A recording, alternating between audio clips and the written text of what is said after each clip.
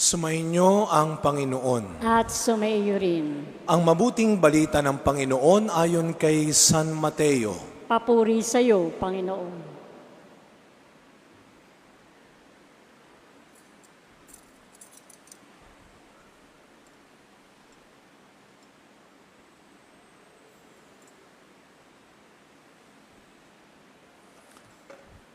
Si Jacob, ang ama ni Jose na asawa ni Maria.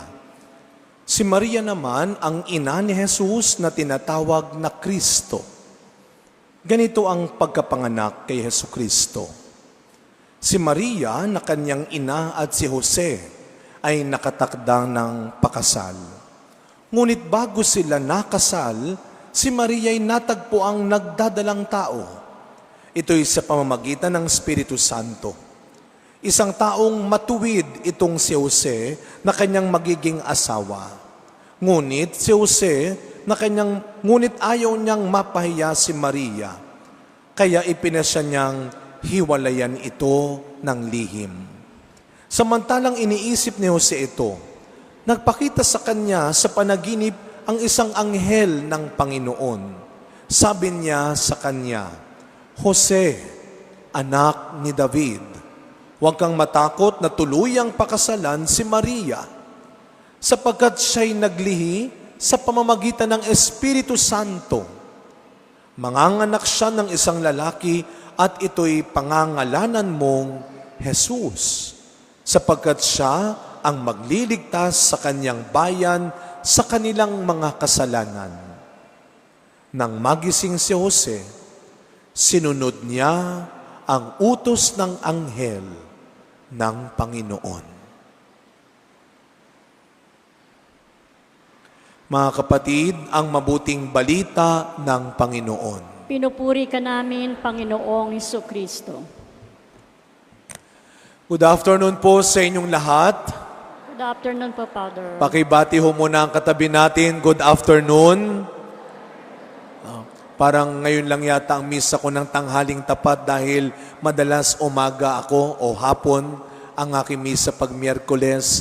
Pero katatapos naman ng ating Lenten Recollection. Sino po yung mga naka-attend kanina ng Lenten Recollection? Naku, ang titibay ho ninyo. Nandito pa rin kayo, no? Grabe, magtatatlong oras na ho kayo nandito. Mabuhay ho kayo. Tayo ay punong-puno ngayong Miyerkules na ito. Sapagkat tuwing Miyerkules, ating pong sama-samang ipinagdiriwang ang ating dakilang pasasalamat at pagmamahal sa Diyos sa biyaya ng ating mahal na ina ng laging saklolo. Kaya para kay Lord, palakpakan natin ang Panginoon sa biyaya ng ating mahal na ina ng laging saklolo.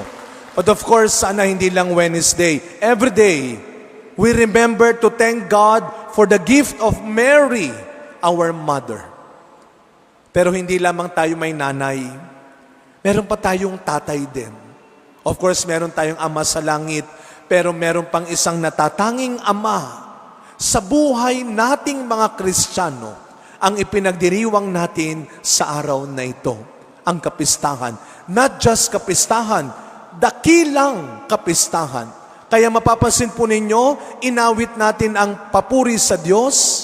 At pagkatapos ng aking homilya, ating pong sabay-sabay nabibigkasin ng ating pananampalataya. Bakit? Ganun na lamang kahalaga ang araw na ito at ang buhay ng taong ito sa kwento ng ating kaligtasan.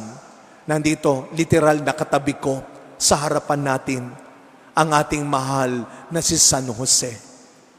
Lagi ito siguro ninyong naririnig itong tinatanong pag umaattend kayo ng mga misa ng kay San Jose. Saan sa Biblia makikita natin ang sinabi ni San Jose? Meron ho ba kayong naaalala na kung saan si San Jose ay nagsalita? Wala. Because si San Jose ay hindi lamang kagaya ng mga lalaki ngayon na meron tayong tinatawag na man of few words. Marami tayong ganyan sa bahay.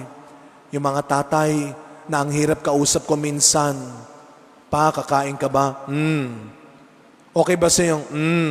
Wala ka narinig. man of few words. Pero si San Jose ay hindi man of few words. 0 words. And yet, siya ang itinanghal na patron ng Santa Iglesia Katolika. The patron of the Universal Church. Paano nangyari yon? Kadalasan, ang isang tao pinararangalan sa kanyang ginawa. Di ba ho? Binibigyan ng award, ng medal, ng recognition dahil sa kanyang mga dakilang ginawa. Naalala ko doon sa amin sa Assumption, dyan ang aking parokya sa may tapat ng Manila Zoo. Every Saturday, meron kaming Dawn Rosary Procession. Procession muna bago ang misa sa iba't ibang barangay. Isang misa namin sa Quirino Avenue, sa bangketa kami nagmimisa, may isang batang lalaki maliit, nasa ilalim ng puno, may hawak na Santo Niño, nagsisimba ng tahimik. Yung pala ay kapatid siya ng isang sakristan. Pagkatapos ng misa, meron kaming simpleng almusal. Habang kami po ay nag-aalmusal, yung bata, nasa tabi ko pa rin. Ang dami niyang tinatanong, tinuturo, typical na bata. Ang nainis sa kanya yung matanda, yung aming kamatanda na siguro dahil lang ingay ng bata, napuputol yung kwentuhan namin. So sabi ngayon ng matanda doon sa bata, gusto mo ba yung suot ni Father? Ako'y nakaalba. Gusto mo ba yung suot ni Father? Ang bilis ng sagot ng bata. Hindi po. Aba, sabi ko, lokong bata ito ah. Hindi po. Ang gusto ko po, yung ginagawa ni Father. Hindi yung suot, kundi ang ginagawa. At marahil sa ganoong paraan, itinanghal ng Diyos si San Jose. Hindi sa kanyang suot, hindi sa kanyang titulo, hindi sa kanyang mga sinabi, kundi sa kanyang tahimik na pagsunod sa kalooban ng Diyos. Kaya sa panaginip, ipinaliwanag ng anghel ng Diyos sa kanya kung ano ang mangyayari sa kanyang buhay. Siguro alam mo ninyo si San Jose, siyempre kasama si Maria, kagaya ng mga nagpaplano ng magpakasal, marahil meron na silang plano. Dito tayo titira. Ito ang magiging trabaho natin. Ganito karami ang magiging anak natin. Taong kagaya natin na nagpaplano sa buhay. Taong kagaya natin na may mga pangarap sa buhay. Hanggang sa dumating ang gusto ng Diyos para sa Kanya. At anong ginawa ni Jose? Alam mo ninyo, hindi naman po nasabi kung anong klaseng lalaki si San Jose. Wala tayo siguro makikita sa sulat na isang mapoging lalaki si Jose, isang sikat na tao ito, isa itong maimpluwensyang tao, isang matalino. Hindi. Isa lang ang description sa kanya. He is a righteous man. Matuwid na lalaki si San Jose.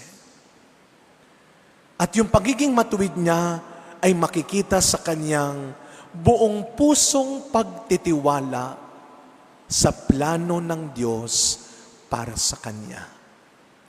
Kaya kung meron man po tayong dapat matutuhan ngayong Kwaresma, sa gitna ng Kwaresma, biglang sumingit, biglang dumating ang dakilang kapistahan ni San Jose. Anong tinuturo sa atin ni San Jose ngayong Kwaresma? Di ba ngayong Kwaresma, tinatawag tayong mangumpisal, magdasal, mag-ayuno, magkawang gawa? Kung meron man siguro siyang sasabihin, kung ibubukas lang ni San Jose ang kanyang bibig, isa lang ang kanyang sasabihin, sumunod kayo. There is grace in obedience. May biyaya sa pagtalima. Kaya siguro, hindi man ang mga tao sa panahon niya ang kumilala sa kanya, ang Diyos mismo ang nagtanghal sa kanyang dakilang pagsunod. Kaya mga kapatid, sa mga pagkakataon na nahihirapan tayong sumunod, Dahil feeling natin mas matalino tayo sa nagtuturo sa atin. Dahil feeling natin, kilala natin ang nagsasabing ito. Ganyan din ang ginawa nila kay Jesus. Sino ka ba para sundin namin? Sino ka para paniwalaan namin? Mga kapatid, ngayong Kwaresma, isang bagay na tunay na maisasakripisyo natin, na tunay na maiaalay natin sa Diyos, ang pagsunod natin. Mahirap sumunod, pero lagi nating tatandaan, may biyaya sa pagtalima. Sa pagpapatuloy na misa natin, mga kapatid, sa tulong ng mga panalangin ni San Jose, sana huwag tayong talunin ng tukso ng kayabangan, ng tukso ng takot at pagiging madamot. Huwag kang matakot magpakumbabang sumunod. Walang nawawala sa taong mapagkumbaba. Ang taong sumusunod ng mapagkumbaba ay lalong pinagpapala. There is grace in obedience. San Jose, esposo ni Maria, ipanalangin mo kami.